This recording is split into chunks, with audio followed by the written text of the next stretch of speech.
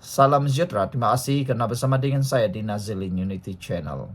Agong bertitah sekali lagi menyatakan, ahli-ahli YB yang berhormat, ahli parlimen, ahli Dewan Undangan Negeri, ialah benteng perpaduan, bukannya ejen perpecahan rakyat.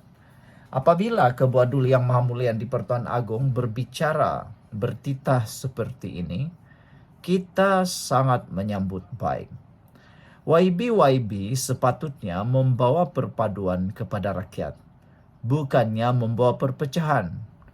Namun demikian, kebelakangan ini nampaknya YB ini lebih ramai yang membawa perpecahan daripada perpaduan. Lebih ramai yang membawa unsur-unsur negatif daripada positif. Antaranya mewujudkan permusuhan antara kaum dan juga agama. Jauh sekali untuk menyatukan rakyat.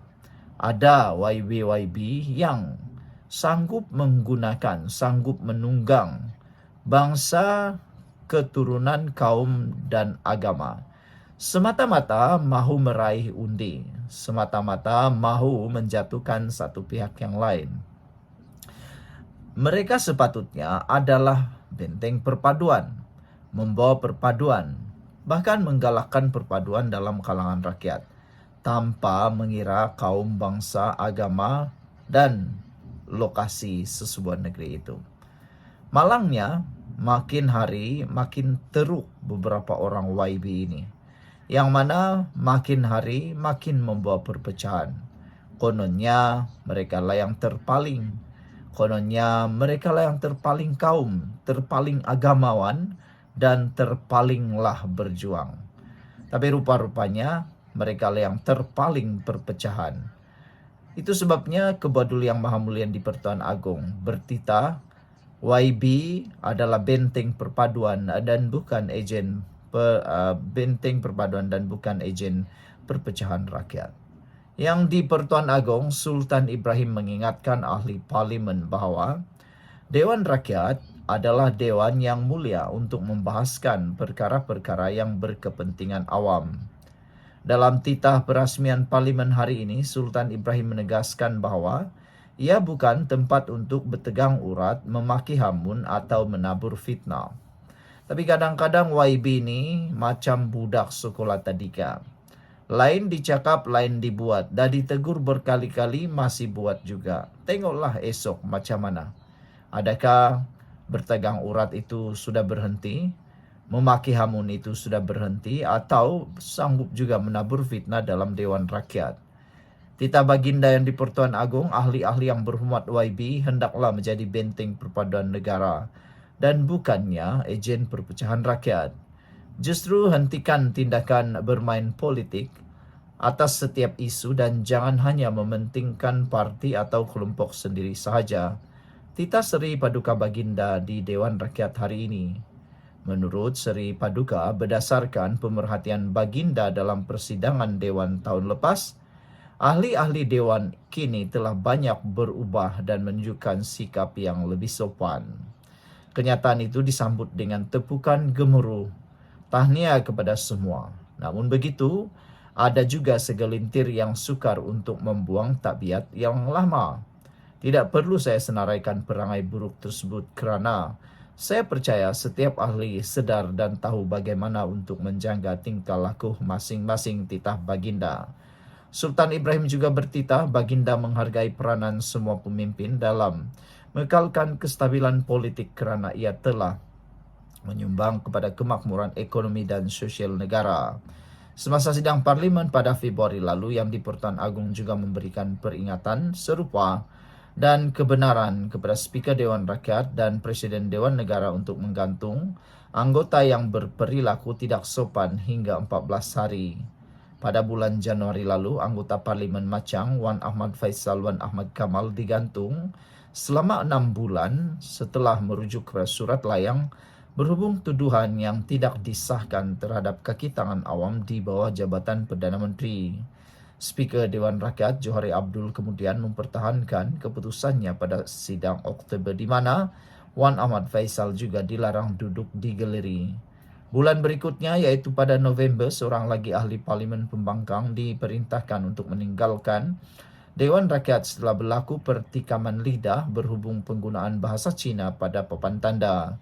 Anggota Parlimen Pendang Awang Hashim diarahkan keluar oleh Timbalan Speaker Dewan Rakyat Alice Lau setelah terus-menerus terlibat dalam pertengkaran lisan dengan Chong Zemen PH Kampar. Awang sekali lagi digantung selama 10 hari pada bulan Disember oleh Johari kerana gagal memohon maaf berhubung kenyataannya yang didakwa menghina speaker dalam video TikTok meskipun telah diminta berulang kali termasuk melalui surat rasmi. Sekian untuk kali ini, jangan lupa tinggalkan komen anda. Salam sejahtera, terima kasih kena bersama dengan saya di Nazaling Unity Channel. Akhirnya, Agong bertitah kepada Duli Maha Mulia di Pertuan Agong. Agong mengarahkan supaya kerajaan lebih tegas bendung budaya fitnah dan hasutan. Habislah kali ini. Siapa yang suka sangat kaki fitnah tu, siapa yang suka sangat nak sebar fitnah tu, siapa yang suka sangat nak menghasut itu, terimalah kau kali ini. Kerana Agong pun mengarahkan kerajaan dengan lebih tegas bendung budaya fitnah dan hasutan. Makna kata, Agong bukan main-main. Dia sangat serius supaya budaya jahat, fitnah dan menghasut ini dapat dihentikan dengan segera. Dan kita tahu siapa orang yang ada kaitan seperti ini. Yang di Pertuan Agong Sultan Ibrahim mahu kerajaan bertindak lebih tegas terhadap mereka yang menyebarkan fitnah dan hasutan dalam talian dan media sosial. Dalam titah perasmian bagi sesi parlimen tahun ini, Seri Paduka melahirkan kebimbangan terhadap kegiatan seumpama itu yang menyebabkan perpecahan di kalangan rakyat. Suka saya ingatkan kepada masyarakat supaya sentiasa berhati-hati agar tidak menjadi mangsa jenayah cyber seperti penipuan kewangan dalam talian atau skema dan pencurian identiti titah baginda.